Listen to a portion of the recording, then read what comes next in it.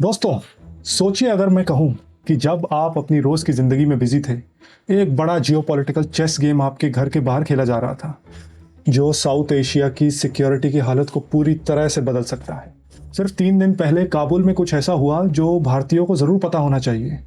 Pakistan, China और अफगानिस्तान के foreign ministers मिले और कुछ ऐसे फैसले लिए जो भारत की सिक्योरिटी को अगले दशकों तक प्रभावित करेंगे। जय चामुंडा। मैं हूं लाल शैतान और आज आपको बताऊंगा कि कैसे ये ट्रायंगल भारत को घेरने की तैयारी कर रहा है। तो दोस्तों, 20 अगस्त 2025 को पाकिस्तान के डिप्टी प्राइम मिनिस्टर इशाक दर, चाइना के फॉरेन मिनिस्टर वांग यी और अफगानिस्तान के जो एक्टिंग फॉरेन मिनिस्टर हैं आमिर खान मुतक्की, इन तीनों ने काबुल में अपना छठा ट्राइलैटरल मीटिंग किया है। आपको याद होगा वांग यी हाल ही में भारत के दौरे पे आए थे, उसके बाद वो इस्लामाबाद गए हैं और वहाँ से डिप्टी प्राइम मिनिस्टर को लेके दोनों मिलके अब अफगानिस्तान में काबुल में उन्होंने ये छठा स्ट्रेटेजिक डायलॉग किया है। तो ये सिर्फ एक डिप्लोमेटिक मीटिंग नहीं थी, ये बेसिकली एक स्ट्रेटजी थी जो सब कुछ बदल सकती है। अब आपको बताऊं, धमाकेदार बात तो ये है कि उन्होंने डिसाइड किया है कि जो चाइना पाकिस्तान इकोनॉमिक कॉरिडोर है, जिसको भारत काफ़ी समय से अपोज करता रहा है, सीपेक, उसको चाइना और पाकिस्तान ने अफगानिस्तान की रजामंदी के साथ डिसाइड किया है कि अब उसको अफगानिस्तान में भी एक्सटेंड किया जाएगा। मगर बात सिर्फ ट्रेड की नहीं हो रही, ये एक आयरन ट्रायंगल बन रहा है जो भारत को शायद घेरने वाला है। अब सुनिए एक बात जो आपके होश उड़ा देगी। सीपेक जो $62 बिलियन, $62 बिलियन से भी ज़्यादा का है, सिर्फ चाइना को पाकिस्तान के ग्वादर पोर्ट से जोड़ने का प्रोजेक्ट नहीं था। ये तो सिर्फ पहला फेज़ था एक बड़ी घेराबंदी का। हिस्ट्री याद करें तो जो पुराने ज़माने का जो सिल्क रोड हुआ करता था तकरीबन 2000 साल पहले का, वो अफगानिस्तान के रास्ते ही सेंट्रल एशिया को चाइना से जोड़ता था। आज चाइना वही रास्ता दोबारा बना रहा है, लेकिन इस बार इंडिया को बाहर रख दिया गया है। अब इसे एक तरीके से आप चाइना की स्ट्रेटेजी का मास्टर स्ट्रोक भी कह सकते हैं। अफगानिस्तान को सीपेक में शामिल करके चाइना को तकरीबन $1 ट्रिलियन के जो माइनिंग रिसोर्सेज मिलेंगे, जो लिथियम, कॉपर और जो बाकी रेयर अर्थ मेटल्स जो होते हैं, जो अभी तक वो अफ्रीका से लेके आ रहा है, जिसका लॉजिस्टिक्स कॉस्ट जो है, जिसको शिप से चाइना तक लाने का जो कॉस्ट है, वो काफ़ी ज़्यादा है। अब वो अफगानिस्तान से सीधे रेल और रोड के माध्यम से इनको उठा सकता है। अब ये सारे आपको पता ही है, सारे मिनरल्स मॉडर्न ज़माने की जो जंग है उसके लिए बहुत ज़रूरी होते हैं। अब इस सब में एक एंगल है जो टेररिज्म का जो जाल है, टीटीपी, तालिबान और पाकिस्तान की जो परेशानी है। अब ये पार्ट भारत के लिए सबसे इंटरेस्टिंग है क्योंकि पाकिस्तान को खुद उसके बनाए हुए तालिबान से तकलीफ हो रही है। तहरीक तालिबान पाकिस्तान जो है, टीटीपी, जो पहले पाकिस्तान के द्वारा सपोर्ट होता था, अब अफगानिस्तान की ज़मीन से पाकिस्तान पर हमले कर रहा है। और आई एम श्योर ये वाली बात इस स्ट्रेटेजिक डायलॉग में भी उठाई गई होगी। कोई पैसे के सामने अब ये छोटे मोटे मुद्दे तो साइड हो ही जाते हैं। अब लेकिन इसकी जहनी आप आयरनी देखिए, जो इस पूरे सिचुएशन की जो विडंबना है। पहले पाकिस्तान ने तालिबान बनाया रशिया के खिलाफ, फिर तालिबान ने टीटीपी को पनाह देना शुरू किया और अब टीटीपी जो है वो पाकिस्तान के ही आर्मी को मार रहा है।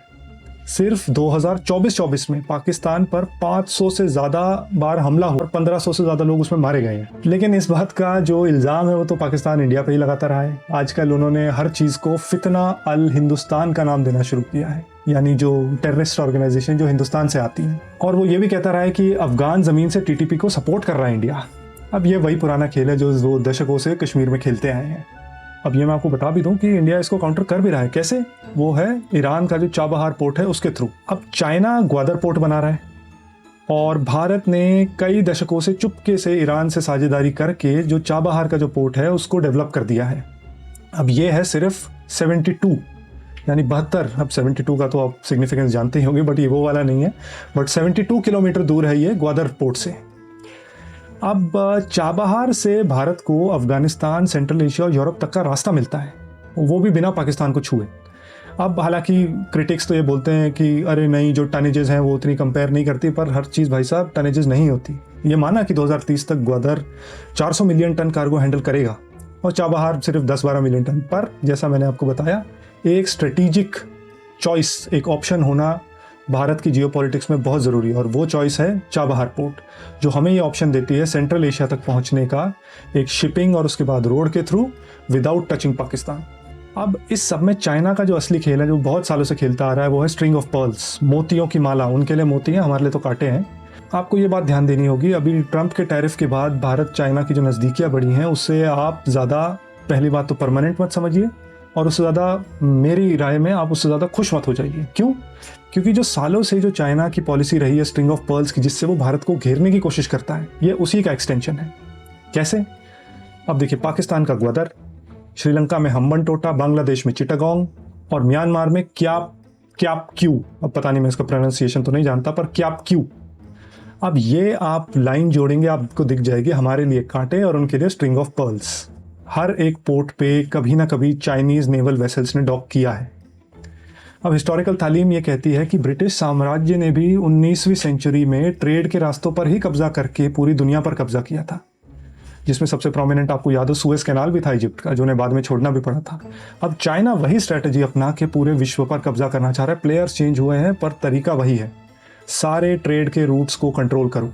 अब इस सब में आता है बलूचिस्तान का वाइल्ड कार्ड। ये बातें पाकिस्तानी मीडिया आपको सामने नहीं आने देगी, पर मैं आपको बताता हूँ। BLA को जब से US ने टेररिस्ट ऑर्गेनाइजेशन की सूची में डाला है, पिछले एक हफ्ते में, याद रखिए इसको, एक हफ्ते में 71 attacks on the Pakistani army हो चुके हैं।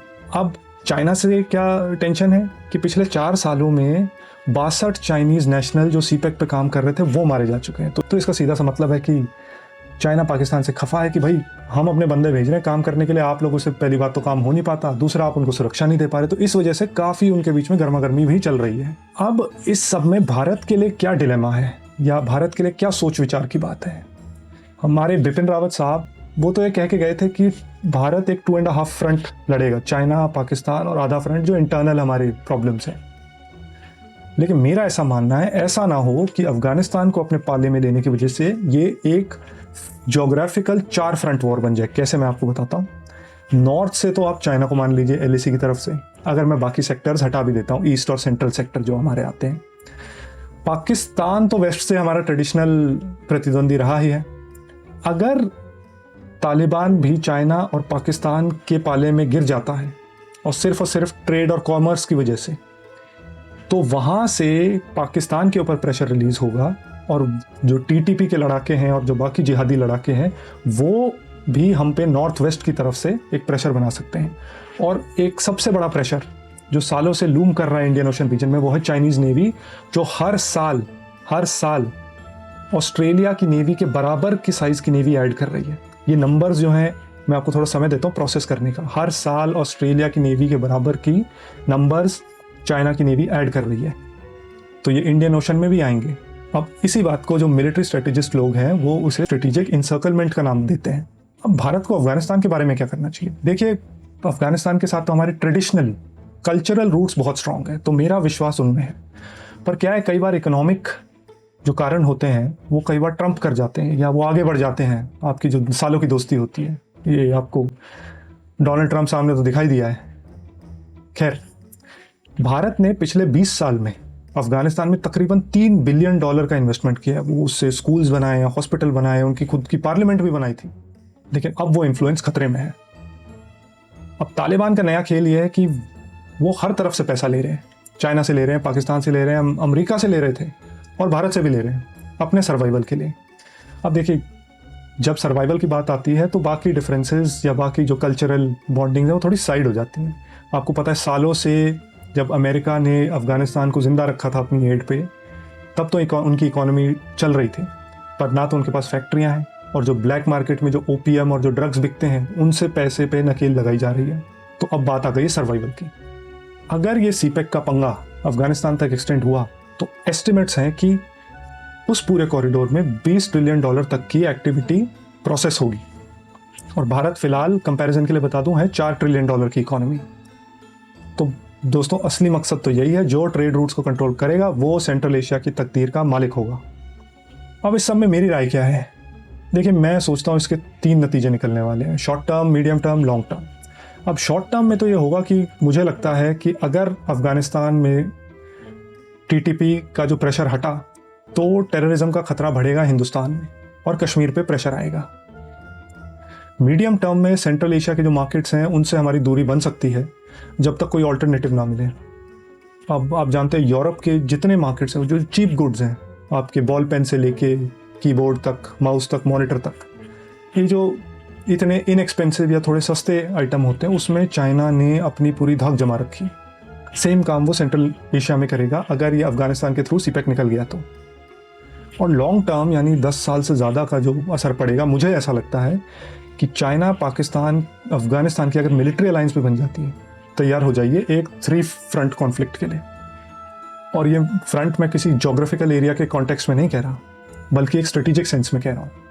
अब इसमें मेरी राय, भारत को क्या करना चाहिए? सबसे पहले तो अपनी क्वाड अलायंस जो है उसको अभी क्विट ना करें। डोनाल्ड ट्रंप हमेशा प्रेसिडेंट ऑफ अमेरिका नहीं रहेगा, एक नई सरकार आएगी, रिश्ते फिर मजबूत होंगे। ईरान से अपने रिश्ते मत बिगाड़िए। चाबहार पोर्ट आपके हाथ में एक ऐसा इक्का है जिसको हाथ से जाने मत दीजिए।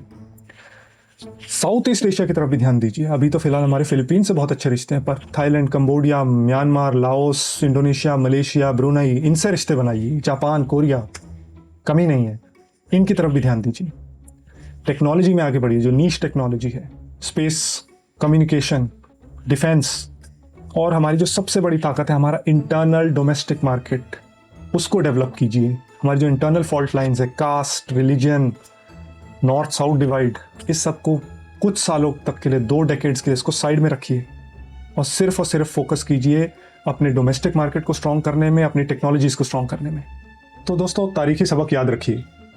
1962 में चाइना ने हम पर अटैक किया था।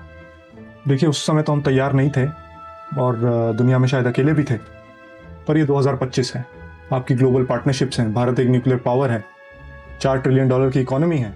तो दोस्तों, ग्रेट गेम जो रशिया और ब्रिटेन ने पहले शुरू किया था, अब वो ख़त्म नहीं हुआ है, बस प्लेयर्स चेंज हो गए हैं।